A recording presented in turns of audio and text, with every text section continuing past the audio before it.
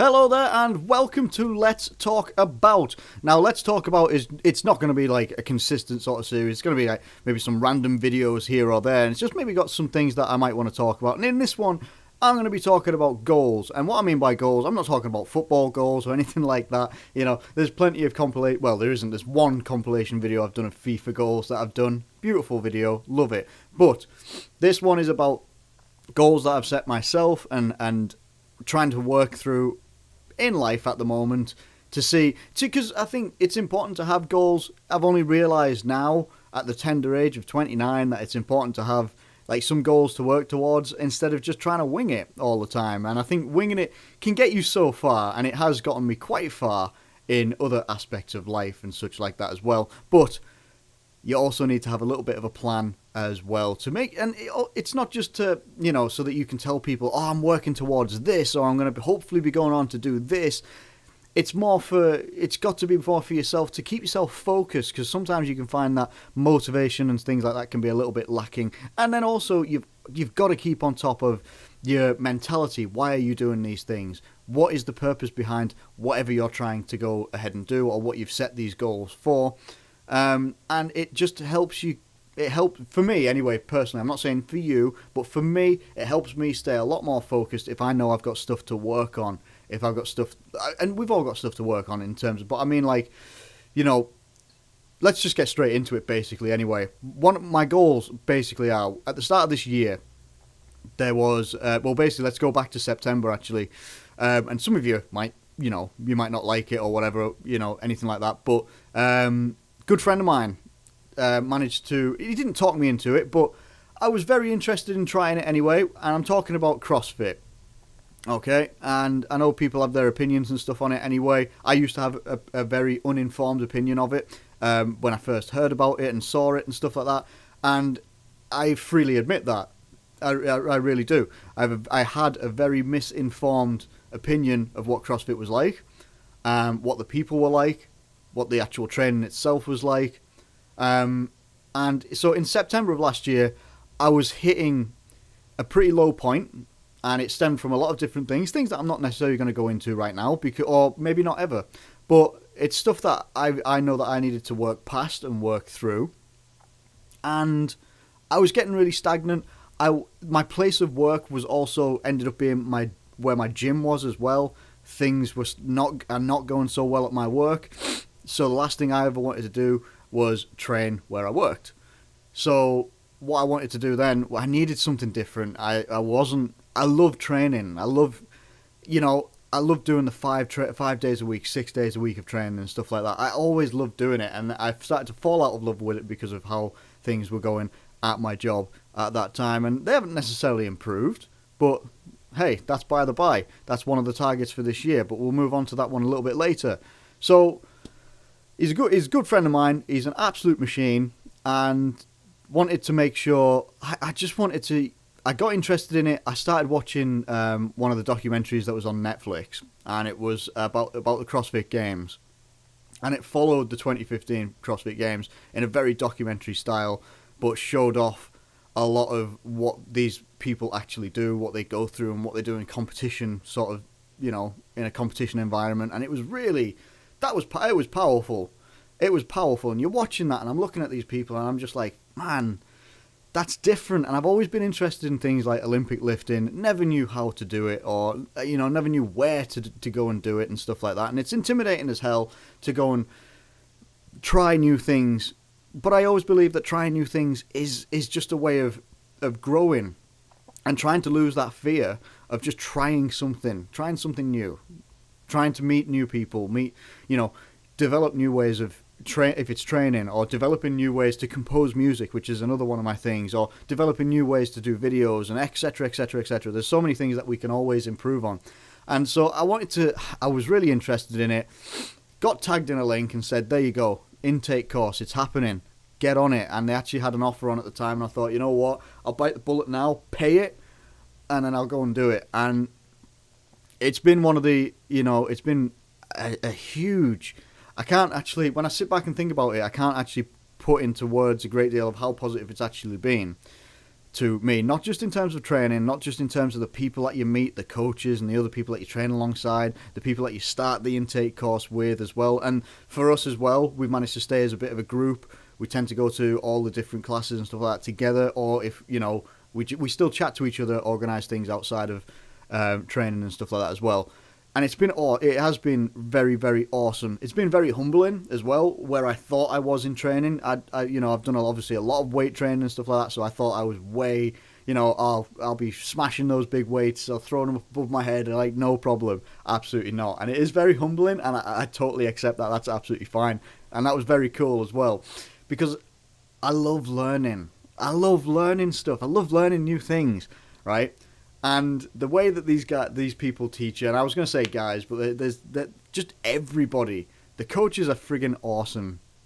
They're very, very cool. They've got so much time for you, and you can pretty much ask them anything, either about training or about life. And they'll generally come back with you with something, and it's always going to be pretty much on the nail, exactly what you need to hear at that time, and also the advice that they give you in terms of training as well. Everything's safe. One of the things that I always had in my mind about CrossFit years and years ago, before I even tried it, was, you hear about a lot of people getting injured and this, that, and the other and everything, and it's very, very dangerous sport. And it's like, the way that you get taught, it's down to you if you do get injured, really. Now, there's obviously, when I speak to my mate who does the competitive side of it as well, he goes to competitions and he's very, very good. When you get to that sort of level, there is going to be you are going to be carrying aches and pains and stuff like that, and there is the chance that you might get injured in a competition setting. That's just like any athletic sport. You look at football, you look at rugby, any competitive sport, the Olympics, any competitive sport, there's always going to be a risk of injury, and it just got highlighted in CrossFit for some reason, to where years ago when I hadn't even attempted it, I'm looking at it like, I don't want to be getting injured just by training, I'll just, we'll shoo that one to the side. No, it's completely opposite. You get taught every single part of a fundamental movement, you've got to make sure that you ask questions as well. If you're not sure of something and you stand there and just go like, I'm not sure if I'm going to be doing this right, show them and just say, hey, can you just check if I'm doing this right? And they'll just say either yes, no, and they will, and they'll tell you straight away if you're doing it wrong. And it's been very, very cool. But they also did something like called the goal setting little course as well, which was very, very good. It was about 2 hours, well, it might be an hour and a half, and then we did an hour's class afterwards, and that was ace. That was very, very difficult as well, but it's always a challenge, and I like a challenge. But it was very open and honest sort of thing for me. I'm very good at being open and honest. If people ask me a question about anything, I will give you a straight answer. I'll give you an honest answer, whether you want to hear it or not. Sometimes too honest. Some people don't like that. That's fine. I don't offer up the truth a great deal unless I'm asked about my opinion. Okay, and I certainly will not lie about stuff anyway. So when it comes to talking about myself, I'm very cool with doing that. That's absolutely fine, not a problem. What the key things we're looking at, and I've never actually sat down and done it myself, which is why this was so useful, was to look down at things of like, okay, so what have you done that has been successful? Write it down about that, and write down about a good couple of things that I'm actually looking back, writing them down. I'm like, that's actually a pretty good thing that I've done. That's actually really, that's quite cool. I forgot that I'd done that. And then look at things as well where, what have you done that might have prevented you from succeeding and maybe led to a bit of failure as well? And there were some things that I could openly write about that as well. There was so many things that I could look at that, and it's like, what led to that failure as well? What led to that failure? Identifying what led to that failure was absolutely paramount, because then the question after that, I believe it was, what are you going to do now that you've identified what made you fail? Now you know what you can avoid to go on and be successful, and go on and set some targets and see if you can hit them, see if you can reach them. What is your ultimate target for this year? Now, a couple of my targets, well, I'll go through the targets anyway. One of them was nutrition, because I love food and I don't really care where it comes from. Who doesn't? But I'm trying to be a bit better with my food, and it has been a pretty good start to the year. I had a week off in Wales, visiting a very old friend of mine, awesome friend as well. And you take a little bit of time off, because you're not in your environment. You're not working in. You haven't got all your food that you would normally have and stuff like that. You don't have your facilities. That's what I was looking for. Facilities and stuff like that. So, yeah, you take a bit of time off. But since January, we're absolutely smashing it. Well, I'm smashing it in terms of fizzy drinks intake and stuff like that. I'm a horrendous person for Lucozades and stuff like that. Absolutely love them. They're down to a minimum. Like, they are like quite minimalistic. They're not completely gone. They're minimalist though. They're still there a little bit, but not as much as they used to be. And I'm doing about 3 litres of water a day. So one of these, actually, I think I got it here. It's one of these big old, these big old 2.2 litre bottles. These are a massive help for me. I just fill it up at the start of the day, or fill it up of an evening, bang it in the fridge, and I'm ready to go the next day, and it's all good. Seems very small, but these are small steps. Okay, I eat a lot of chicken as it is anyway, and I'm just basically upping my preparation for the day ahead as well. So that's been very, very positive. Getting that and fueling the body in the right way, not just for training and stuff like that, but to try and make sure it's a little bit healthier than it was. And then making sure that I'm consistent with my training as well. I wanted to nail some movements as well. So I do 3 classes a week because that's all my membership I can get at the moment. There is a bigger membership, but because of my job situation, I can't actually afford that membership yet. But hopefully one day we'll be able to get there and I can go to as many classes and whatever I want to do throughout the week. So that's the ultimate goal as well. But I had a couple of goals as well in terms of training. I wanted to nail stuff like doing double unders, which is if you're skipping and you get it in one jump, you get it to go around you twice. And in one class in January, I wanted to do double unders, and I wanted to get the CrossFit style of pull-up, or as it's known as the kipping pull-up, which gets slated a lot online as well. But actually try it and see what you think, because it's more difficult and demanding than you think. It's not just like flopping about like a fish, which again is something that I used to think it was, and it's really a lot more. It's much more difficult than you think. And I wanted to nail those, but I wanted to get them in a row. So I really wanted to get them in a row, and I wanted to have those done by December. And by just about the end of January, I managed to get 5 double unders in a row and 5 of these pull-ups in a row as well, with nice consistency and rhythm. And it's been that was very good as well. So I'm like, okay, January I've hit 2 of my targets already, but approaching these things with a positive mindset has been able to, with a goal-setting mindset as well. These were my goals, and I've managed to do them 11 months early. So what can I do in the rest of the 11 months? And I've got to sit down and go by, okay, what can I actually do without overstretching? Because obviously I thought that these movements were going to be a bit more difficult, but when I actually spent some time on them, I actually was able to get them, and maybe with a bit more practice we'll be able to get them a lot more fluid and a lot more. Anyway, in terms of anything else, so that's the training side of it. In terms of other stuff as well, because it wasn't just goal setting for CrossFit and training, it was goal setting for other parts of your life as well. So obviously we've had the nutrition. Other ones was financial. It's a tight budget with the type of job that I work and the bills that I pay for the place that I live in.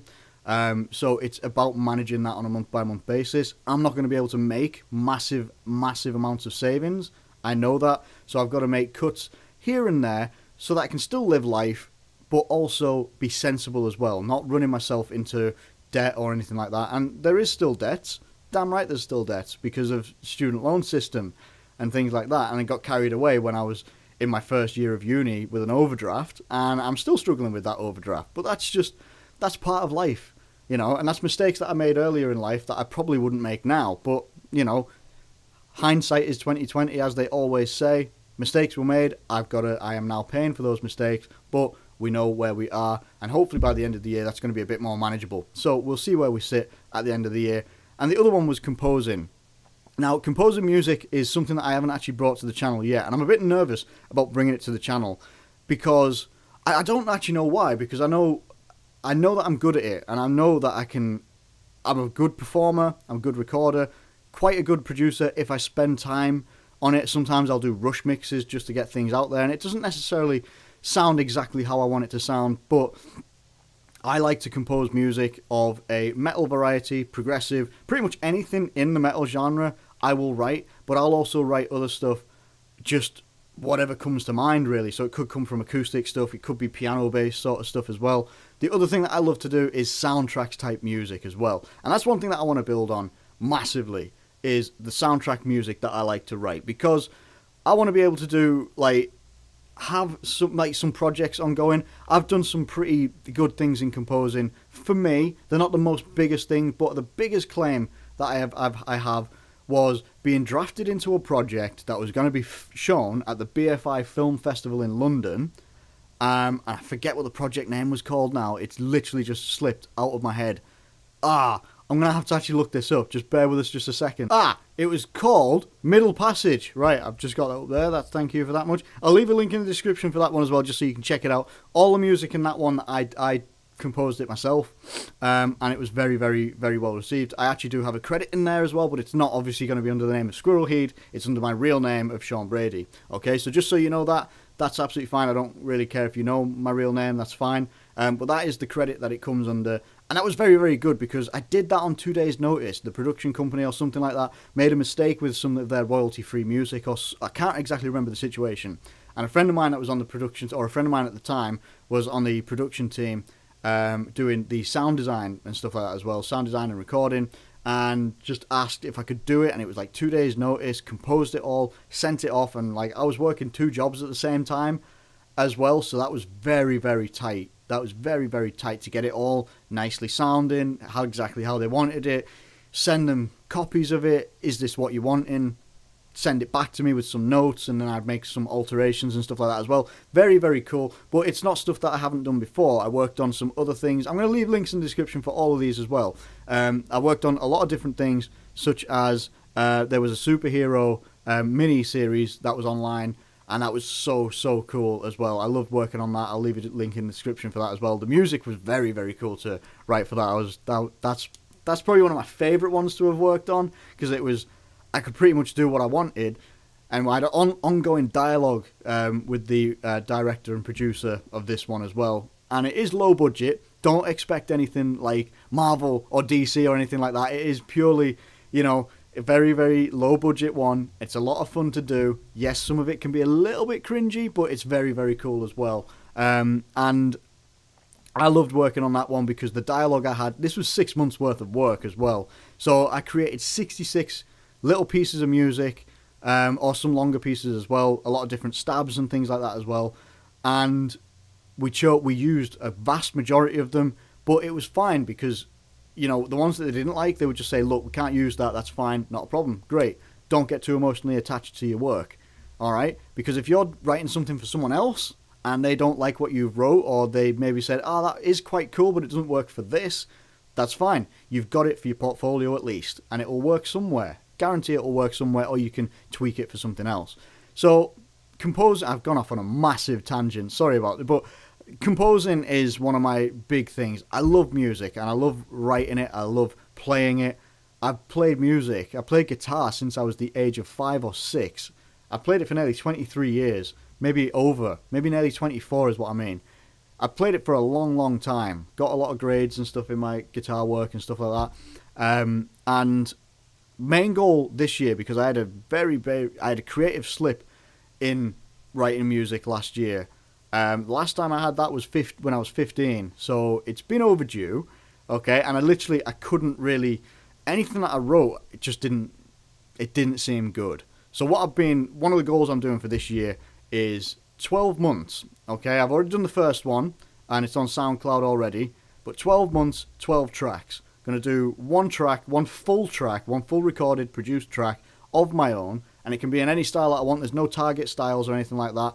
Obviously, you guys can feel free to get some styles in there. Do note, though, I don't really write electronic styles, so if anyone turns around and says, write a dubstep track, and I'll be like, no, sorry, I can't. It's not that I don't enjoy it, sometimes I do, but I don't actually write that sort of style, really. I've got the instruments to do it and stuff like that, and I can learn how to do it, and maybe this is where the other part of the target comes through as well, because 12 months, 12 full tracks, but within those, within each month, I need to do 2 ideas, which can be short ideas as well.